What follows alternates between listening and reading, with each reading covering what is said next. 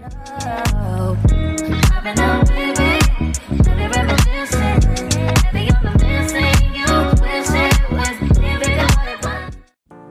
everybody, welcome back to another video. Today we're just getting ready to go to take Eli to speech therapy. I'm just doing my hair in the mirror, doing my quick little slick mom bun. Your girl is so basic. Like, I pretty much rarely ever put on makeup. If I do, it's just mascara, maybe eyeliner if I'm lucky, but that's it.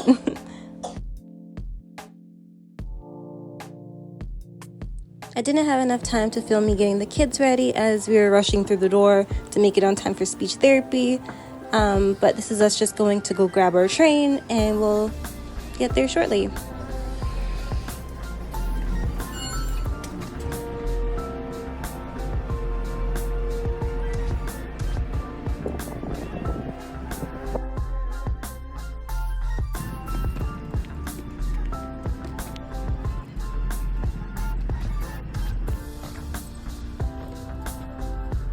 Eli, Papa.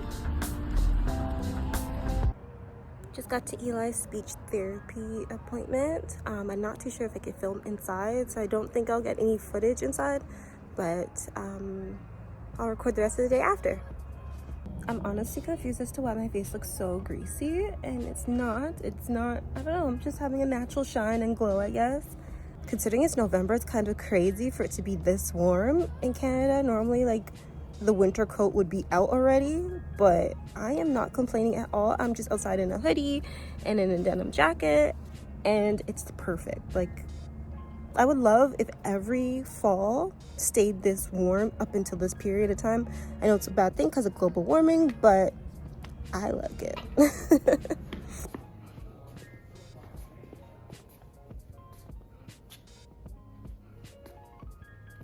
Is that an octopus? What? A fish.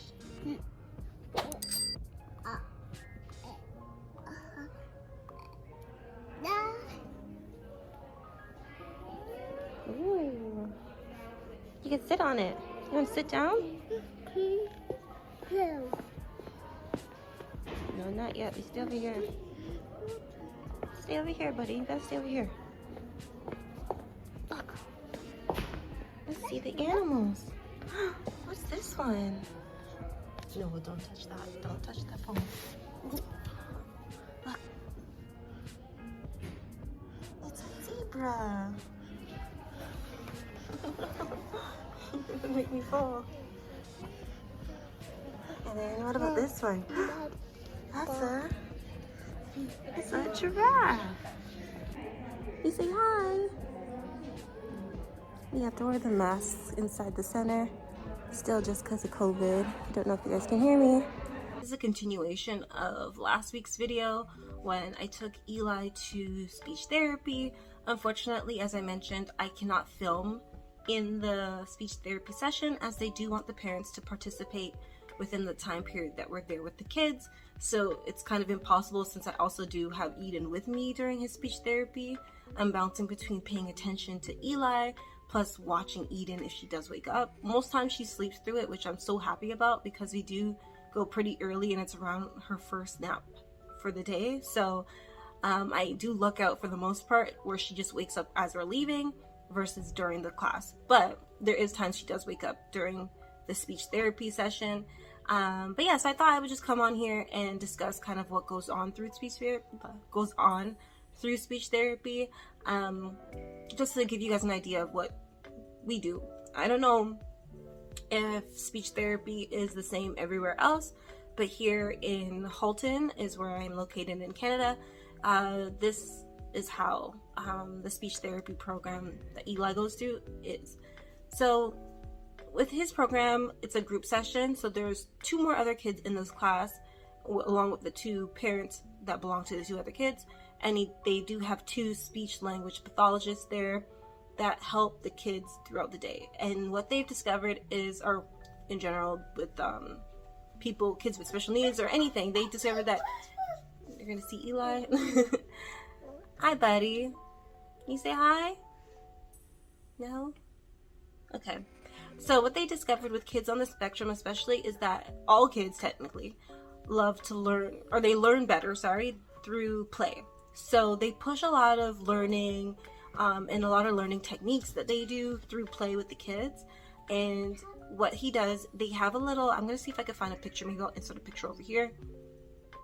They use a little like daily schedule, and it's kind of like a laminated strip of paper that they stick little cards on that they use to help communicate to the kids to say, okay, this is the task we're doing now, we're going to move on to this task next. And it's like an agenda, pretty much a visual planner, or visual schedule is what they call it, that they use for the kids. I think I have the cards here.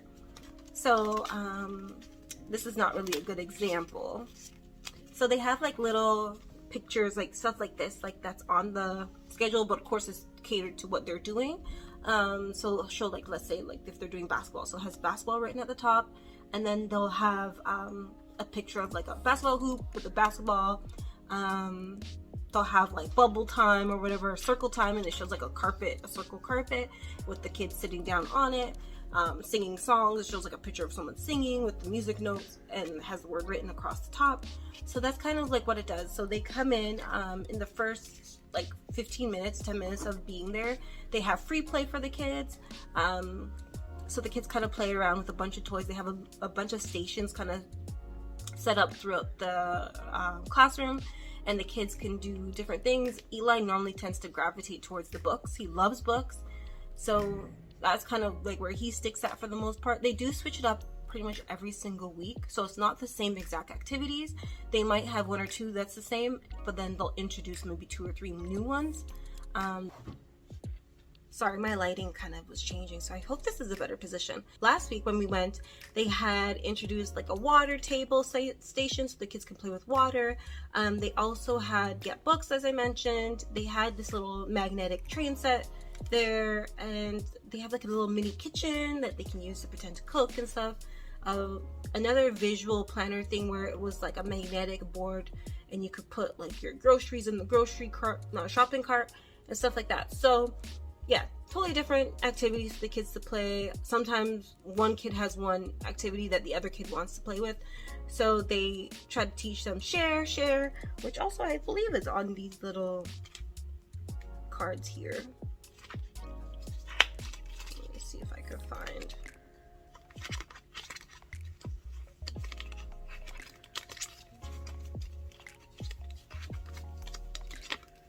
Wait, okay, so yeah. On here you'll see like it shows share. So they have like a mini version of the strip where it says for like actions for them to do.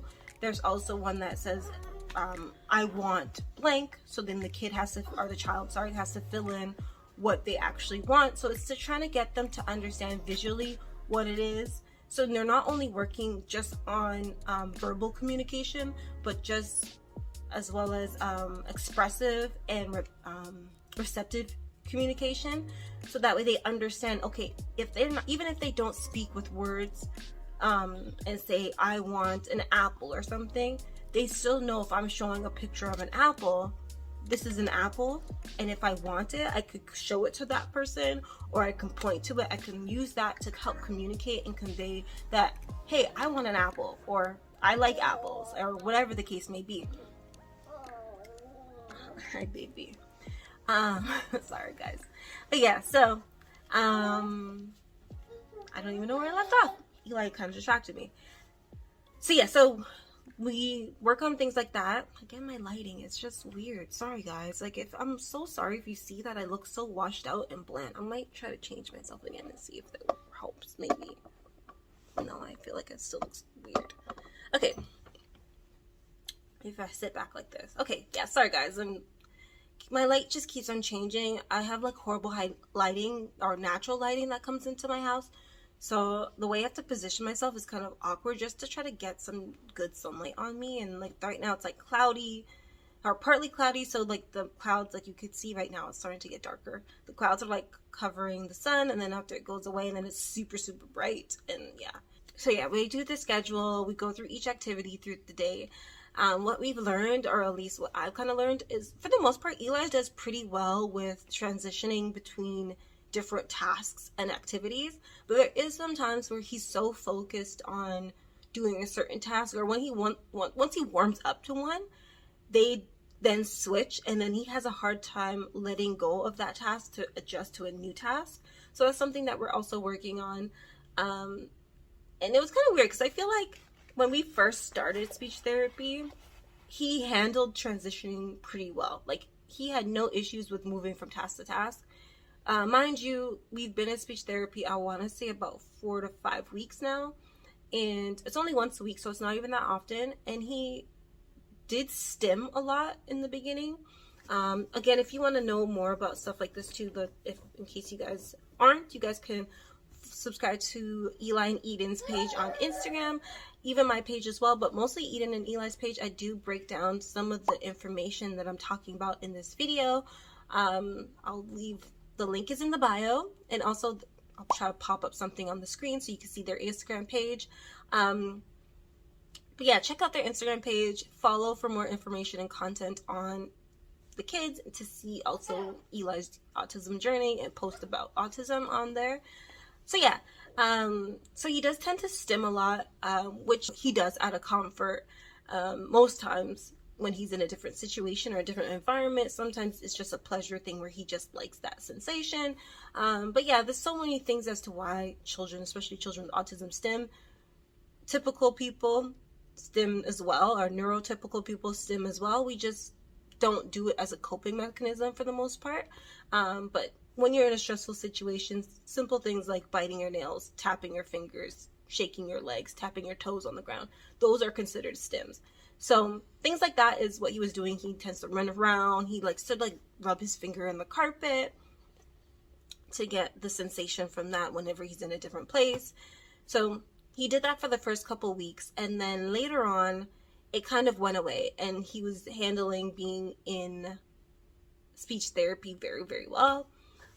Except for there was 1 week where he got super sick, and the week before that, one of the teachers, or one of the SPLs, the speech language pathologists, were sick, so they had to cancel one of his classes, and so he missed 2 weeks of therapy. And I feel like that kind of like threw him off of his schedule, because also not only did he miss 2 weeks of therapy, then he started hi mama, sorry, Eden's up now. He then started nursery school, so now Tuesdays and Thursdays he goes to nursery school, and Thursdays is when he goes to speech therapy, and Thursday mornings, early Thursday morning. So one of the speech language pathologists believe that now that he started nursery school, he's starting to see what the difference is between speech therapy and nursery school. To be honest, it's not too different.